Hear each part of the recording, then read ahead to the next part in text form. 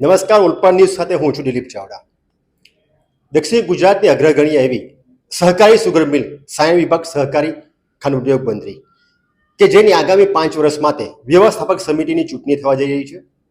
ચૂંટણીના ગણતરીના કલાકો બાકી છે ત્યારે રૂબરૂ પ્રચાર બંધ થતા હવે સોશિયલ મીડિયામાં પ્રચાર ગરમાયો છે. જ્યારે ચૂંટણી દરમિયાન બે પેનલ તરફથી આક્ષેપો થયા હતા ત્યારે આપણે આક્ષેપ કરનાર પરિવર્તન પેનલના કિરણભાઈ પટેલને સાંભળ્યા. ત્યારે એમના આક્ષેપમાં કેટલું તથ્ય છે અને કેટલા આક્ષેપો પાયા વિહોણા છે તે બાબતે આપણી સાથે જોડાયા છે રાકેશભાઈ પટેલ. આપણે વાત કરશું તેમને કે સુગરના વહીવટમાં કે જેઓએ અમને 11 વર્ષ વહીવટ કર્યો હોય તો વહીવટમાં શું શું કામગીરી થઈ અને કામગીરીમાં લાગેલા આક્ષેપો કેટલા સાચા છે.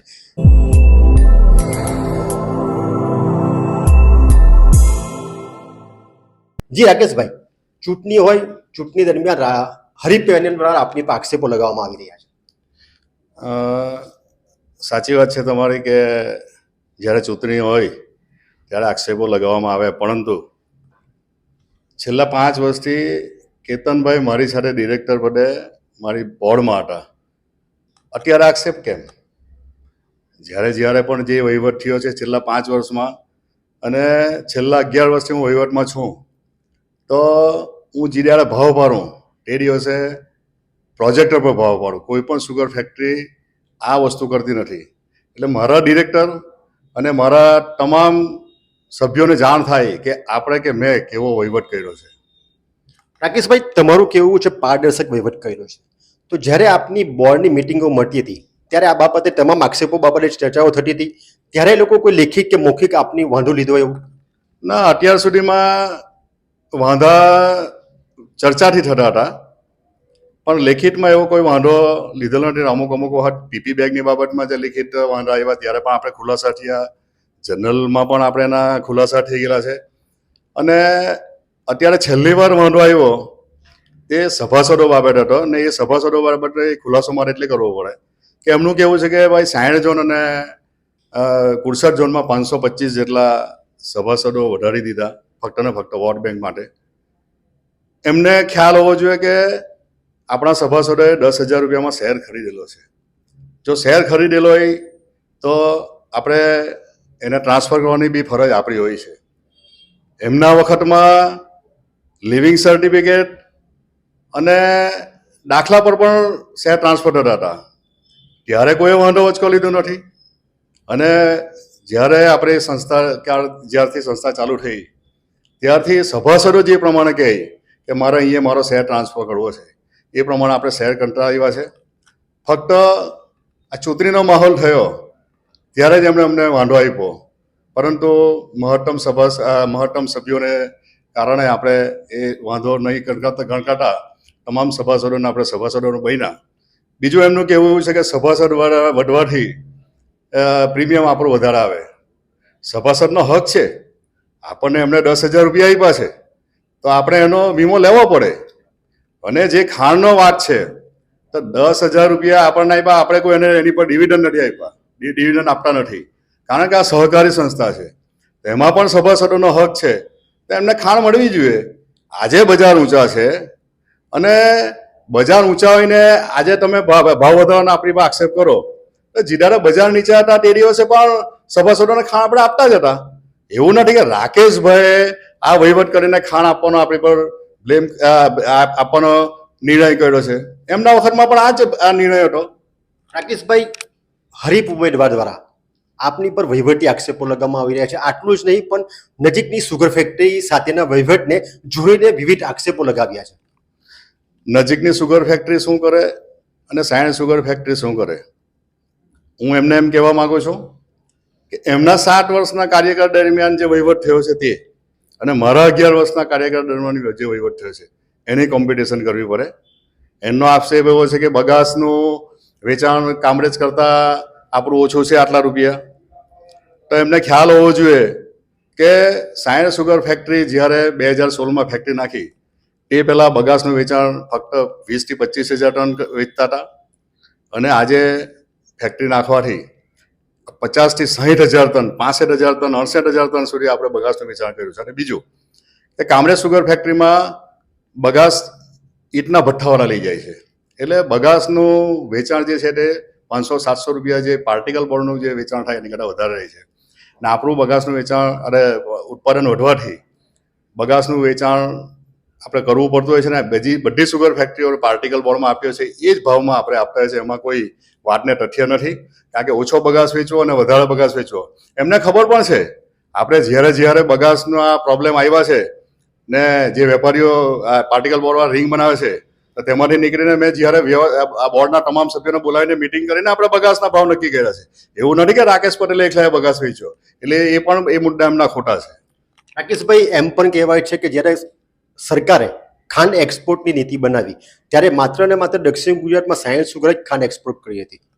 આ મુદ્દો બહુ સરસ છે, કારણ કે સાયન્સ સુગર ફેક્ટરી નહીં, બધી સુગર ફેક્ટરીને કોટા ફાળવેલા હતા. સરકારે સાયન્સ સુગર ફેક્ટરીને એકલી જ નથી, પરંતુ જ્યારે આપણે સભાસદોને પૈસા આપવાના હોય ત્યારે એમને પણ ખબર છે કે ઓવરડ્રાફ્ટ લેવો પડતો હોય છે.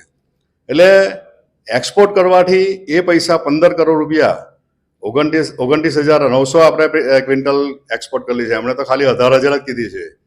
તો આપણે 3800 રૂપિયામાં આપણે વેચી અને બજાર પણ ટીડા 3800 રૂપિયા જ હતું, એવું નથી કે ઓછું હતું.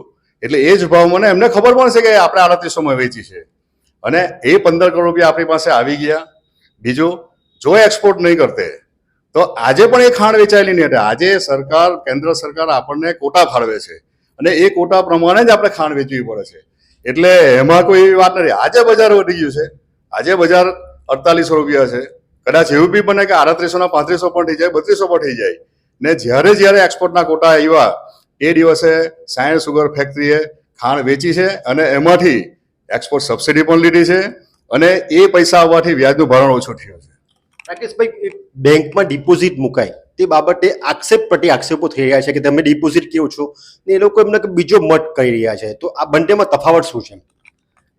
એમને 15 વર્ષથી કામરેજ સુગરમાં પણ વહીવટ કર્યો છે, 7 વર્ષ સાયન્સ સુગરમાં ચેરમેન રહ્યા, 5 વર્ષ મારી સાથે ડિરેક્ટર રહ્યા.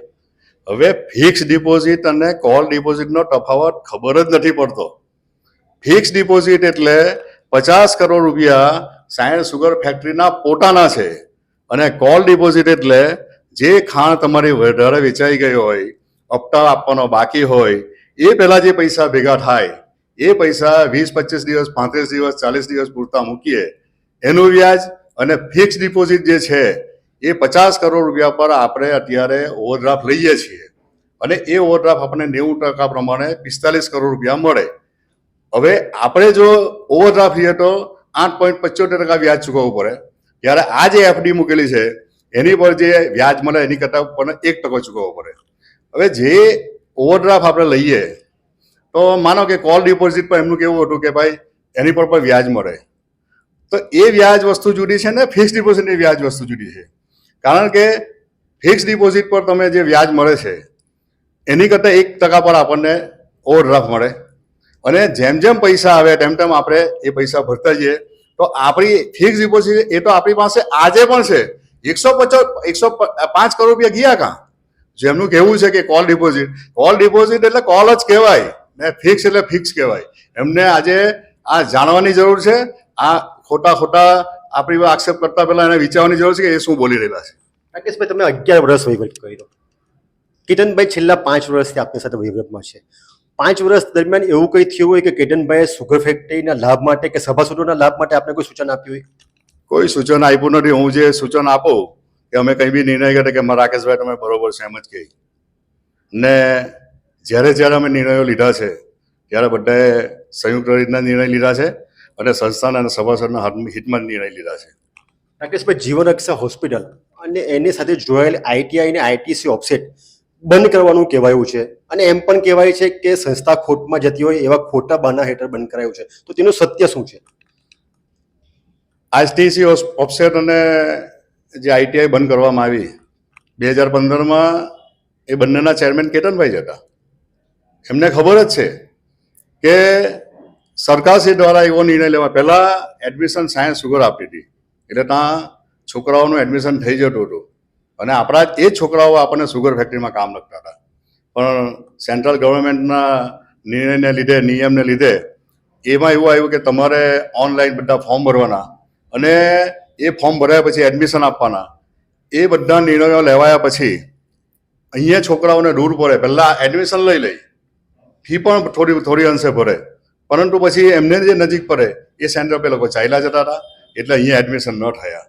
બીજું ઓફસેટનું કેવું એવું છે કે સહકારી સંસ્થાઓ પહેલાં આપણા આઈટીસી ઓફસેટમાં જ કરતી હતી, પણ આપ જાણો છો તે પ્રમાણે દિવસે દિવસે કોમ્પિટિશન વધતી ગઈ અને આપણી મશીનરી થોડી જૂની અને અત્યારે લેટેસ્ટ મશીનરીઓ આવવાથી ઉત્પાદન ખર્ચ જે હતો એ ઓછો થતો ગયો, આપણો ઉત્પાદન ખર્ચ વધતો ગયો.